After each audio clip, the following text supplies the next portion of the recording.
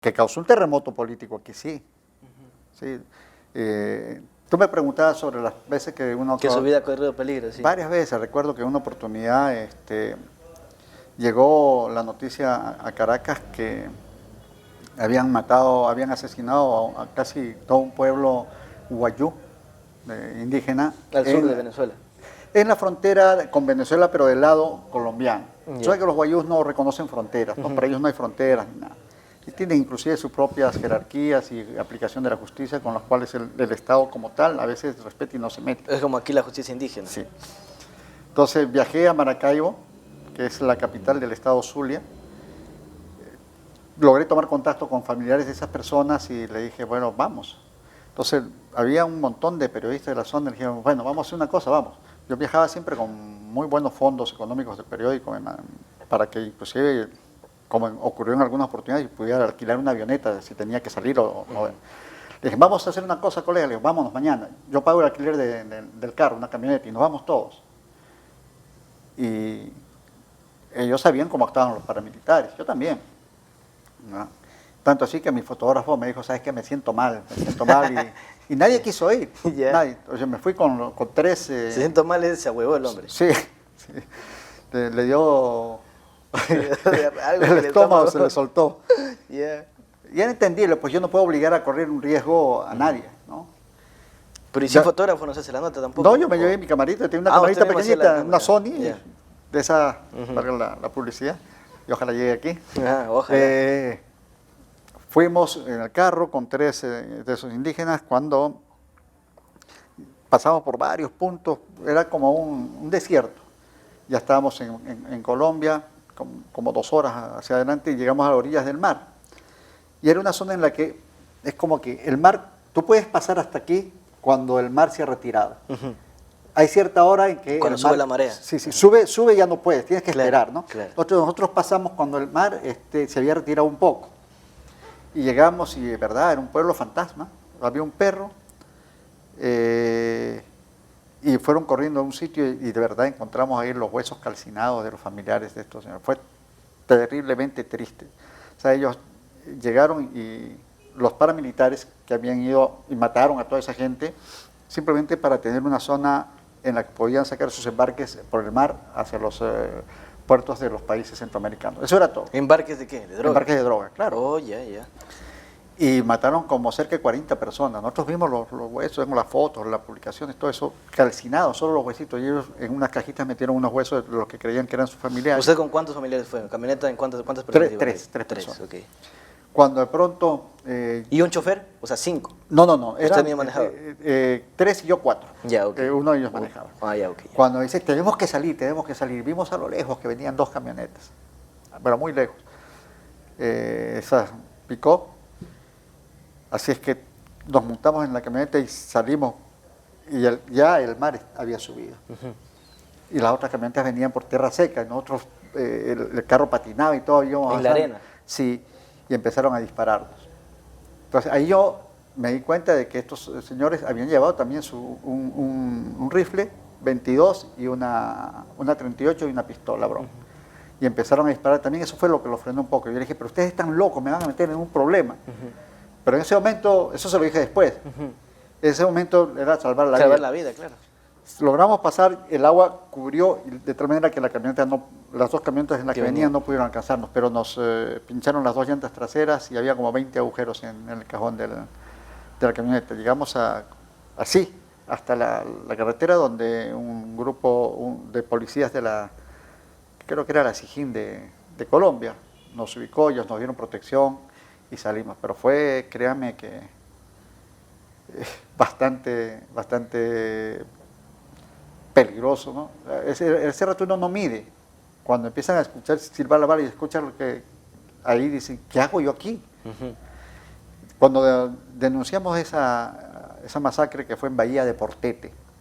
Bahía de Portete. En Colombia nos desmintieron. El fiscal dijo que eso era falso y cuando presentamos las pruebas y presentaron los huesos, todo, hubo un remesón ahí muy fuerte. ¿Y se llevó fotos de todo eso? Todo, claro. Fue terrible. Ese es uno de los casos que...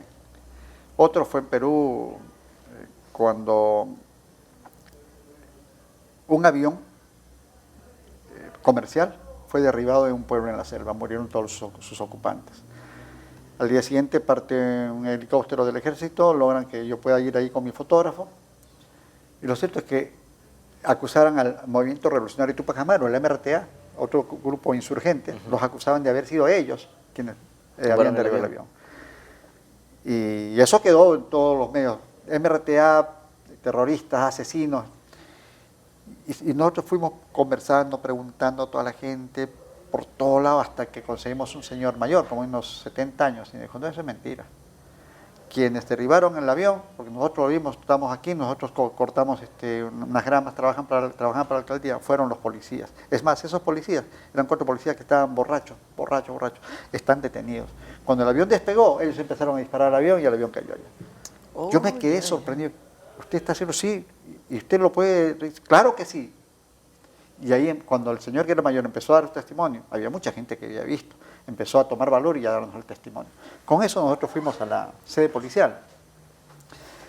En la sede policial nos negaron todo, pero nos pusimos una lomita y mi fotógrafo con una lente empezó a captar a los policías que habían participado ahí, que estaban caminando de un lado a otro sin estar presos. Después dijeron, sí, que están detenidos. Mentira, no estaban detenidos.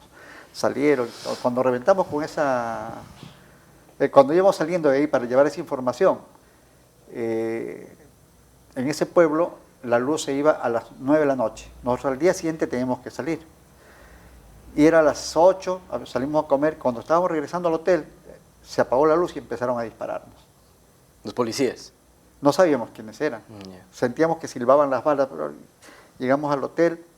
El dueño del hotel nos abrió la puerta, nos dijo, ven, los van a matar, tienen que salir de aquí, dejamos maleta, dejamos todo, y nos hizo saltar por la pared de atrás, de noche. Y salimos y corrimos, pero sí golpeándonos, cayéndonos, hasta que amaneció. Cuando amaneció nos fuimos al aeropuerto y alquilamos una avioneta. Cuando estamos en la avioneta, llega la policía. No, pero ya no podían ser, había testigos, había gente ahí.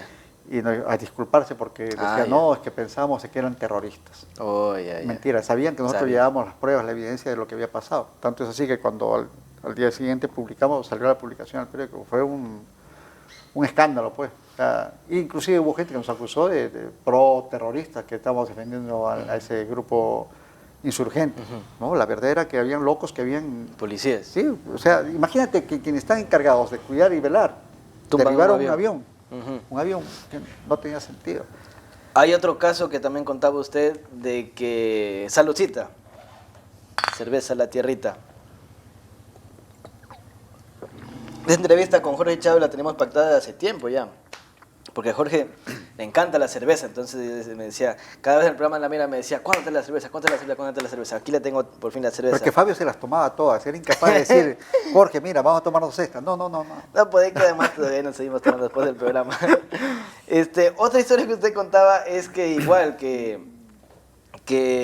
ya le pusieron la pistola en la cabeza porque pensaban que usted tenía un GPS. Le pusieron la pistola en la cabeza y ya le iban a matar, sino que al hombre que lo iba a matar lo llaman y le dicen, no, tranquilo, no lo mates. ¿Cómo fue esa historia?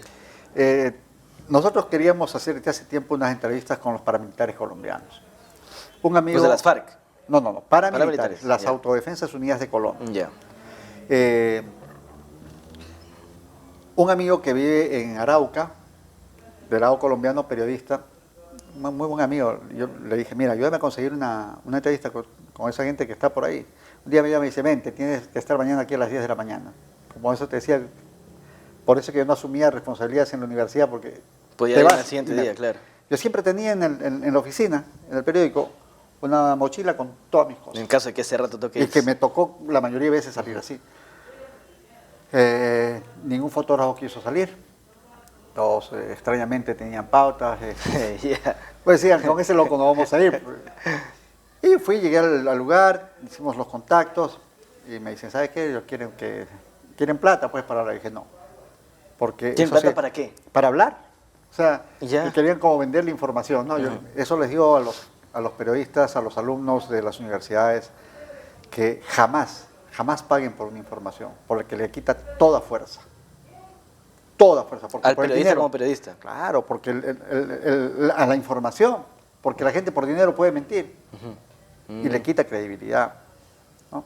Entonces, por cierto que dije que no, al final se pactó la entrevista y vino una persona, me recogió una moto y como 2 horas adentro, solo. Llegamos a una chocita, había una señora con una niña y como a los 15 minutos llegaron 2 personas en 2 motocicletas, muy armados, fuertemente armados.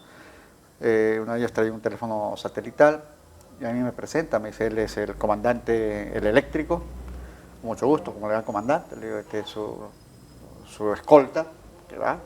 Ahí les dije que quería entrevistar o quería hacerles las preguntas porque ese tiempo en Rialito se estaban desarrollando las conversaciones para el proceso de paz y desmovilización de los grupos de autodefensa con el gobierno colombiano. Además de esos temas, tocar el por qué estaban matando gente, etcétera, ¿no? Y empezamos a conversar y él estaba de muy buen humor, el comandante, el eléctrico. Yo cargaba un chaleco, esos de periodista con varios bolsillos. Como ahí. ese, pero con más bolsillos de acá Sí, abajo. un chaleco. Un chaleco, ajá. Sí. Llevaba agua, medicinas, aguja con hilo, para cualquier cosa, una herida uno mismo tiene. Como irse a la guerra, eso más o menos. Sí, es verdad, porque tú no sabes dónde vas a ir y cuándo vas a regresar. Entonces, a él le gustó el chaleco, me dice, dámelo para probármelo. Yo me lo quito y tenía un bolsillo grande y ahí tenía una PC Pocket. De ese tiempo recién habían salido las computadoras pequeñas de bolsillo. Y yo más la compré por fanfarronear, pues. O sea, era como una computadorita, pero chiquita. Chiquita, ¿no? Cuando vio eso él, de una vez me apuntó y me dijo, ese es un GPS, tú nos has vendido, van a llegarnos la policía, nos van a matar, nos van a matar. Inclusive su escolta también inicialmente pensó que era eso. Entonces yo le decía, ya va, eso no es una PC Pocket, ok, para que me entiendas, es una computadora de bolsillo, una computadora pequeña, nada. Ahí fue que le puso la pistola en la cabeza. Todavía no, o sea, yo hablaba con el escolta, le decía, hermano, tú pareces mucho más racional que este señor. Por favor, esto le es dijo sensible. bruta en la cara al otro. No, es que lo era. Él que iba, yo te aseguro que jamás entendió lo que era el significado de racional, ¿no? Ni de PC Pocket. Entonces yo le explicaba, trataba de explicarle, mira, acá está, ve, mira, estos son los contactos que yo tengo. Y quería destrozarla. Le dije, no hagas eso, no hagas eso. Y él sí me puso la pistola acá y me dijo, te voy a matar. Ponte de rodillas. Entonces el escolta trataba de disuadirlo y el escolta me dijo al oído, mira, si tú te pones de rodillas, en verdad te va a matar. Entonces en ese momento ya uno cuando sabe que ya estoy muerto, pues ya. Yo le dije, bueno, si me vas a matar, mátame mirándome la cara. Mátame, listo, ya, dispara aquí. No sé de dónde me salió esa. Y en ese momento el que me decía que quería obligar a que me arrodillara, yo sentí, créanme, se los digo con el corazón en la mano, lo sentí que yo en un estado que me elevaba del piso, como que levitaba. Yo lo sentí de verdad como que estaba con los pies así en el aire. Dije, debe ser un momento en el que uno ya... Ya por miedo o el cerebro mismo. Fíjate que no era miedo, no tenía miedo. Yeah. Ya había pasado momentos antes, toda mi vida en un segundo. ¡Ping! Y en ese momento yo sentí una paz, una tranquilidad. Dije, ya me voy a ir, pues. Pero no le voy a dar el gusto de arrodillarme. No. En eso repica el teléfono satelital y el escolta contesta y de inmediato le comenta a la persona con la que hablaba lo que estaba ocurriendo. Y él le dice que quería hablar con quien me amenazaba de muerte. ¿Quién era? Era el jefe de todo el grupo paramilitar que estaba en las conversaciones, que había llamado para ver cómo las tareas que ellos tenían. No sabían ni siquiera que estaban conversando conmigo. Cuando él le dice que soy un corresponsal de la prensa extranjera, que le pide hablar con el eléctrico, y el eléctrico no quería hablar con su jefe. Al final lo obligan, y ahí es donde él le dice que no me mate, que se va a meter en un problema. Y pide hablar conmigo, y ahí yo le explico. Cuando le digo, ¿qué es lo que tienes? ¿Tú tienes un GPS? No, le digo, es una computadora de bolsillo, una PC Pocket. Oye, qué interesante, me dice. Yo hace tiempo quiero una. ¿Tú crees que me podía conseguir una? Sí, no, si quieres se la vendo. Le dije. ¿Por teléfono? Sí, por teléfono. Bueno, listo, ¿cuánto es? $4,000. A mí me había costado como $300, $400. Yo dije, $4,000. Ok, que te paguen ahí. Entonces habló y los tranquilizó y el eléctrico me dijo, oh, tú pensaste que te iba a matar. Le dije, no hablemos de eso. No pensé que me iba a matar. Créame que cuando estuve sentado conversando con él, yo quise pararme. No le daba las piernas. No me daban las piernas. Recién después, como viene la bajada, pues, no podía. Con los que sabemos de acá en la garganta. 4 amígdalas. Créame, después él me dijo que quería el chaleco, que le gustaba el chaleco, se lo probó. ¿Cuánto cuesta ese chaleco? $2,000. Se le dijo que no llegaba ni a $30, Ajá. $20, ni si acaso. Ajá. $2.000. Oye, no es mucho. No, si quieres, si lo quieres. Es más, vas a usar el mío. Vas a decir, es un periodista extranjero. Ajá. Y el tipo se hinchaba como un sapo. Ah, Y, bueno, o sea, regresé de esa, y de regresó esa con pata $6.000. con $6.000. Pero nunca había sentido que estaba tan a punto de morir.